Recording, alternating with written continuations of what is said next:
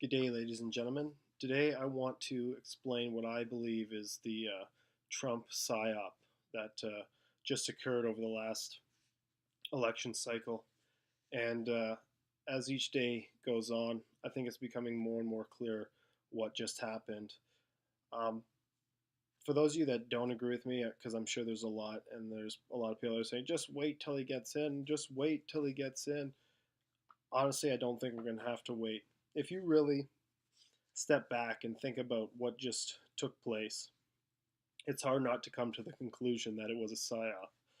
Um, Essentially, boiling down to getting the population to vote for another hope and change, but on this side, it was the right hand side of the equation, not the left like Obama.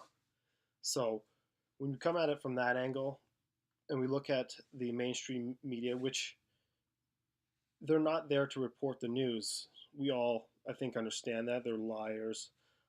They have an agenda. But it's perception management.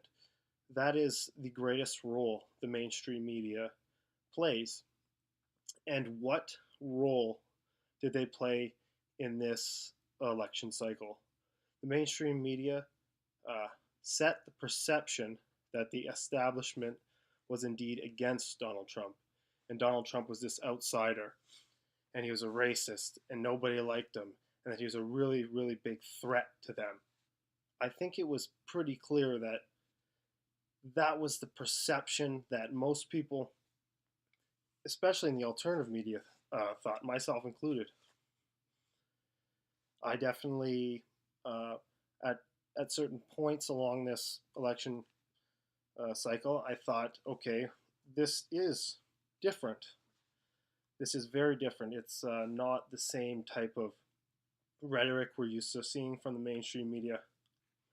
But we have to really rein ourselves back in and come back down to reality. Just because we hear a few buzzwords being said like globalist or what have you, the truth of the matter is the mainstream media's job is to sell a certain perception to the public. Now, I'm going to say again, I believe this perception was to make Donald Trump seem anti establishment, because he definitely did seem anti establishment. I don't think anybody could argue against that. But now, as we're starting to see the political theater wind down, we're starting to see who's coming into the Trump fold. And the neocon hawks are there. We got people like Rudy Giuliani. This man is 100% a 9/11 suspect, somebody that had to have had inside knowledge on that day. The mayor of one of the most corrupt cities on the planet.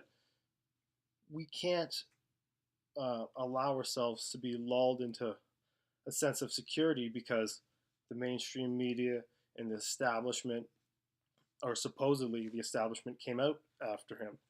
I don't think that was the case.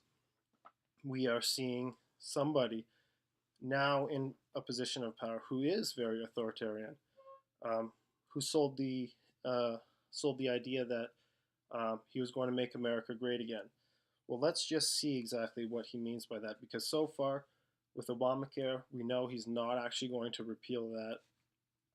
With the wall, I don't think that's going to happen either. It seems like it's going to be fences, but if that was what you were riding on, was building a wall, I feel really sorry for you.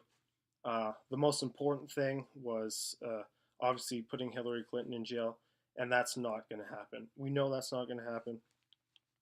Um, I think Donald Trump said that she's had enough, and well, I couldn't disagree more with that. If he was for real and this wasn't a psyop, I feel like he would have gone after her the moment that he got the president-elect position. So, but I don't think I need to elaborate more on that. I just need to show you guys that the media really did its job in making us believe that Donald Trump was against the establishment. And if you go online and look at all the pictures of Donald Trump and the Clintons and Donald Trump and Bill, clearly these people are friends. this man has been in television. Uh, I don't believe a word of anything that he said. I think it really has been a psychological operation pulled over by the mainstream media yet again. I think it would be naive of us to not really sit back and use history as a guide to show how long these people, these quote unquote globalists, central bankers, um, call them what you will, have been engaged in mass deception through propaganda and through the media. It would really do us a disservice if we didn't actually take that into account and look at these people. Really, I think they're almost like magicians, and on an unsuspecting public, um, they kind of they want you to see what they want you to see, and I think they've done a very good job at doing that over the last 100 years, which is why we're at the position we're in right now. I don't think you can argue that Trump is a real populist. Um, only the social engineers could dream up something as ridiculous as Trump versus Clinton. Could you imagine if Donald Trump was not a celebrity? Would the American public care? I don't think so. And I'm sure if you really thought about it, you wouldn't either. But then again, if Donald Trump does come into the office, arrest Hillary Clinton, reopen an investigation into 9/11, shut down all U.S. military bases, and stop giving money to Israel, then I'll gladly try to eat my hat. I don't know how well that would go over, but if that does happen, it's on record saying that I'm going to give it a try. I'm I'm going to bet against it though. I bet that I'm not going to have to do that. But let me know what you guys think. It's good to have a conversation about this stuff. It's really important not to just, um, you know, do what some people in the alternative media are doing, which is just making excuses for him and not really holding his feet to the fire like they should. So yeah, let's keep this conversation going, guys.